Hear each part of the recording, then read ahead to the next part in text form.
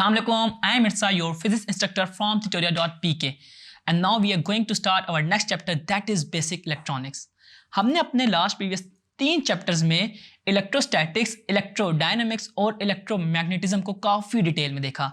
हमने चार्जेस से पढ़ना स्टार्ट किया और उसके बाद करंट को जहाँ हम यूज़ करते हैं हमने सारी की सारी उसकी एप्लीकेशंस देखी, जिसमें हमने जनरेटर, मोटर्स को भी काफ़ी डिटेल में देखा।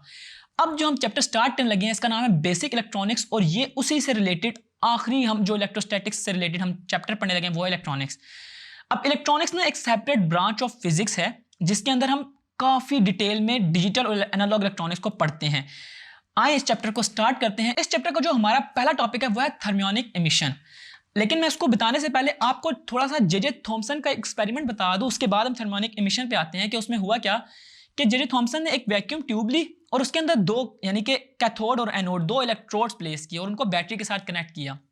और जो ही उसने बैटरी का पोटेंशियल देना शुरू किया यानी कि अपना स्विच को कनेक्ट किया तो हमारे पास हमने देखा कि उस वैक्यूम ट्यूब में कुछ ना कुछ रेज जनरेट हुई जो कैथोड से एनोड की तरफ जा रही थी, जो हमारे पास इलेक्ट्रॉन्स कहलाएं। यानी कि हमें इलेक्ट्रॉन्स एज अ रेज हमें नजर आए उस वैक्यूम ट्यूब में। अब इसी से रिलेटेड है हमारे पास थर्मियोनिक एमिशन। इसमें होता क्या है कि आपको पता चल रहा है कि एमिशन, अब एमिशन से मुराद है कुछ चीज इमिट होना। अब इसमें होता क्या है कि जब भी ना हम एक मेटल को जो ही हीट करते हैं तो वो इलेक्ट्रॉन को इमिट करता है और हमने उसको एक एक्सपेरिमेंट में परफॉर्म किया कि जो ही हमने उस मेटल को या कैथोड प्लेट को इलेक्ट्रॉन्स दिए तो उनमें से कैथोड रेज मूव हुई और वो हमें वैक्यूम ट्यूब में ऑब्जर्व की जा सकती थी। और इसके बाद हम लोगों ने इलेक्ट्रॉन को कंप्लीटली तौर पे इन्वेस्टिगेट किया कि इलेक्ट्रॉन्स की क्या प्रॉपर्टीज हैं, इलेक्ट्रॉन्स किस जगह पे किस तरह डिफ्लेक्ट करता है और किस जगह पे किस तरह बिहेव करता है। इसमें जो हमारे पास टॉपिक है ना जिसमें है investigating the properties of electrons, तो उसमें सबसे पहले एक्सपेरिमेंट है ये कि होता है क्या है कि हम एक टंगस्टन फिलामेंट यानी कि एक ऐसा फिलामेंट जिसको हम कनेक्ट करते हैं 6 वोल्ट की पावर सप्लाई के साथ, उसको प्लेस कर देते हैं एक जार में और उस जार को हमने हाई वोल्टेज सप्लाई दी है एनोड को। जब हम हाई वोल्टेज सप्लाई देंगे ना एनोड को तो आपको पता है कि जो पॉजिटिव चार्जेस है यानी कि जिनका पोटेंशियल ज्यादा है वो एनोड के ऊपर जाएंगे और वो इलेक्ट्रॉन को अट्रैक्ट कर रहे होंगे। और वो कौन से इलेक्ट्रॉन, वो जो टंगस्टन फिलामेंट से इमिट नहीं हो रहे, जब हम उसको 6 वोल्ट की पावर सप्लाई दे रहे हैं जो इलेक्ट्रॉन इमिट हो रहे हैं वो फौरन से एनोड की तरफ जा रहे हैं। और उनका बिहेवियर हम लोगों ने ऑब्जर्व किया जब हमने उनके रास्ते में कुछ डिफ्लेक्टिंग प्लेट्स लगाई। जब हमने प्लेट लगाई तो हमने देखा कि जो सीधी हमारे पास रेस जा रही थी ना इलेक्ट्रॉन्स की, वो पॉजिटिव टर्मिनल की तरफ डिफ्लेक्ट हो गई। जब हमने उसके गिर्द पॉजिटिव और नेगेटिव प्लेट्स लगाई तो वो पॉजिटिव टर्मिनल की तरफ अट्रैक्ट होने का मतलब ये था कि जो वो रेज है ना, जो यानी कि इलेक्ट्रॉन्स है, उनके ऊपर नेगेटिव चार्जेस है। और आपको ये बात हमने अपने लास्ट चैप्टर में भी हमने सीखी है कि जो हमारे पास पॉजिटिव और नेगेटिव चार्जेस होते हैं वो एक दूसरे को अट्रैक्ट करते हैं। सिमिलरली अगर बात की जाए, अगर मैं उसी के रास्ते में हमने मैग्नेटिक फील्ड यानी कि एक मैग्नेट को प्लेस किया तो हमारी तब भी वेव डिफ्लेक्ट कर गई। और जो ही हमने मैग्नेट को रोटेट करके यानी कि उसके नॉर्थ और साउथ पोल को चेंज किया तो जो डिफ्लेक्शन ऑफ वेव थी ना वो पहले से बिल्कुल ऑपोजिट डायरेक्शन में मूव कर गई। अब इसमें जो हमारा पहला टॉपिक है जिसमें हम डिवाइसेस के बारे में पढ़ने लगे हैं वो है CRO यानी कि cathode ray oscilloscope. Cathode ray oscilloscope एक बेसिकली ऐसी डिवाइस है जिसके जरिए हम ना चेंजिंग इलेक्ट्रिक करंट और पोटेंशियल को डिस्प्ले कर सकते हैं।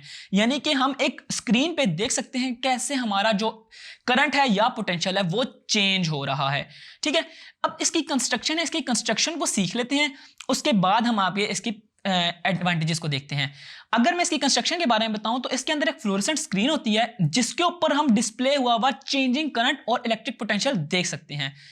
होता यह है कि इसके अंदर हम वही टंगस्टन फिलामेंट को 6 वोल्ट की पावर सप्लाई लगाते हैं और वो इलेक्ट्रॉनिक गन यानी कि इलेक्ट्रॉनिक गन की तरह बिहेव कर रहा होता है। उसके अंदर से एक fast moving ray of electron निकल रही होती है और वो जब निकलती है तो उसके रास्ते में हम कुछ डिफ्लेक्टिंग प्लेट्स लगाते हैं और डिफ्लेक्टिंग प्लेट्स जो होती हैं ना उनको ना अलाइन कर देती हैं जो हमारे पास रेज निकल रही होती है। अगर रेज आगे पीछे मूव कर रही हैं तो वो डिफ्लेक्टिंग प्लेट्स की वजह से हमारे पास एक लाइन में आ जाती हैं और उसके जरिए वो स्पॉट पे जाके जो ही यानी कि फ्लोरेसेंट स्क्रीन के स्पॉट पे जाके फॉल करती हैं तो हम इजीली उसके बिहेवियर को हम ऑब्जर्व कर सकते हैं।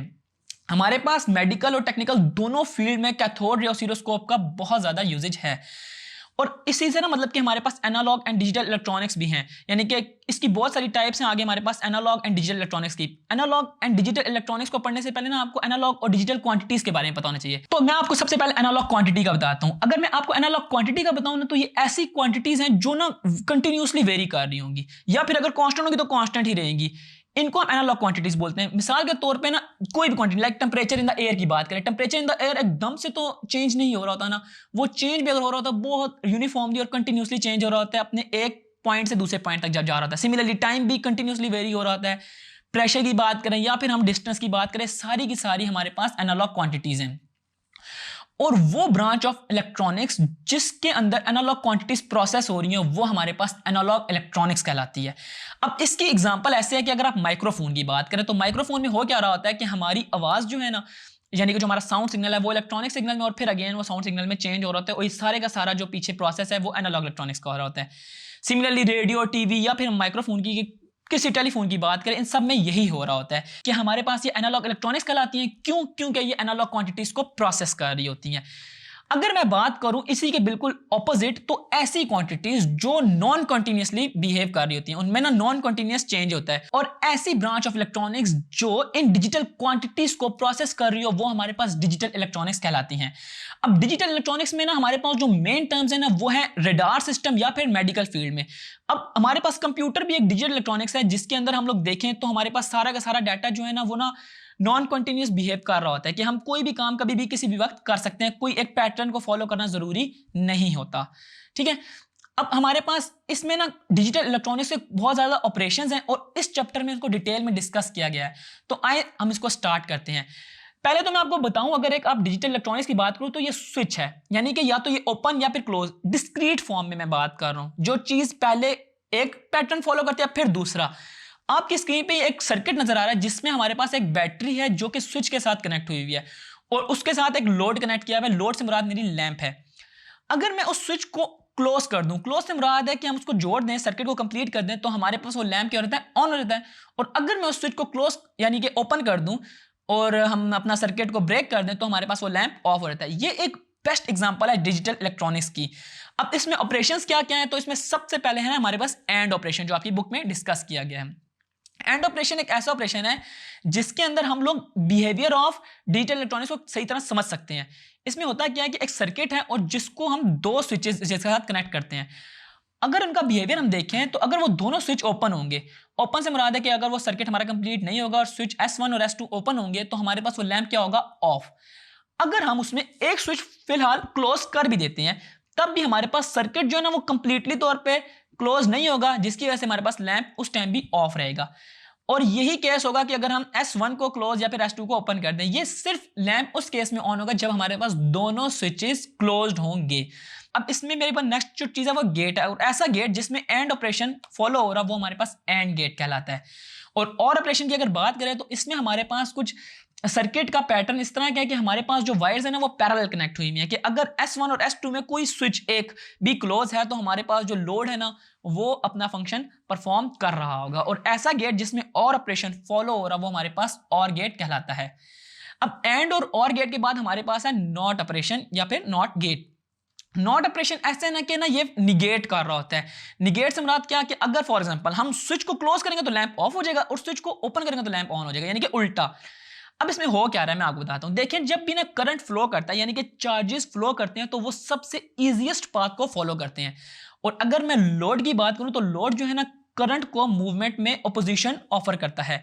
अगर मैं एक स्विच को लोड के साथ कंपेयर करूं तो स्विच बिल्कुल उसमें रेजिस्टेंस लेस है, यानी कि उसकी जीरो रेजिस्टेंस है। तो करंट यानी कि जो चार्जेस हैं वो उस पाथ को फॉलो करना प्रेफर करेंगे।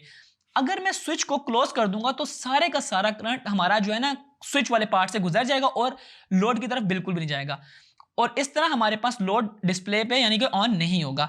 और अगर मैं स्विच को ओपन करूंगा तो उसके लिए वो एक इनफाइनाइट रेजिस्टेंस ऑफर कर रहा होगा और सारे का सारा करंट हमारा लोड की तरफ जा रहा होगा और हमारा लैंप इस तरह ऑन हो रहा होगा। एंड और नॉट के बाद हमारे पास जो नेक्स्ट गेट है वो है नैंड गेट। नैंड गेट जिस तरह के नाम से जाहिर है कि इसके अंदर ना नॉट और एंड का कॉम्बिनेशन है। अगर मैं एक एंड ऑपरेशन करूं यानी कि एक एंड गेट लूं और उसकी आउटपुट को मैं नॉट गेट की इनपुट में डाल दूं, तो हमारे पास जो आउटपुट मिल रही होती है वो हमारे पास नैंड गेट होता है, यानी कि नैंड ऑपरेशन हो रहा होता है। उसमें होता क्या है कि बिल्कुल जो हमारे पास एंड गेट की आ रही होती है ना आउटपुट, यानी कि 0 0 0 और 1, इसमें बिल्कुल उल्टा होता है। उसमें 1 1 1 और हमारे पास 0 आती है। और हमारे पास अगर नॉट गेट की बात करूं तो नॉट गेट में मेरे पास नॉट का और का कम्बिनेशन है कि हम एक और गेट की जो आउटपुट है ना उसको ना नॉट गेट की इनपुट में दे देते हैं और हमारे पास जो आउटपुट है ना वो इस तरह आती है कि जो और है वो उसका बिल्कुल ऑपोजिट। इसमें फर्क इस तरह किया जा सकता है कि जो और गेट है ना उसके आगे एक बबल लगा दिया जाता है और नैंड गेट में भी ये होता था कि हम उसके ना एंड गेट के आगे एक बबल लगा देते तो वो नॉट गेट की रिप्रेजेंटेशन होती थी। इन्हीं गेट से जो आपकी बुक में जितनी भी डिजिटल इलेक्ट्रॉनिक्स के ऑपरेशन है ना वो खत्म होते हैं और इसी के साथ हमारा ये चैप्टर भी कंप्लीट होता है। और आई होप आपको इस चैप्टर के तमाम कॉन्सेप्ट जिसमें हमने बेसिक और डिजिटल इलेक्ट्रॉनिक्स को काफी डिटेल में देखा समझ आए होंगे। अभी तक के लिए इस वीडियो में इतना ही। See you in the next video with a new topic. Until then this is its from tutorial.pk।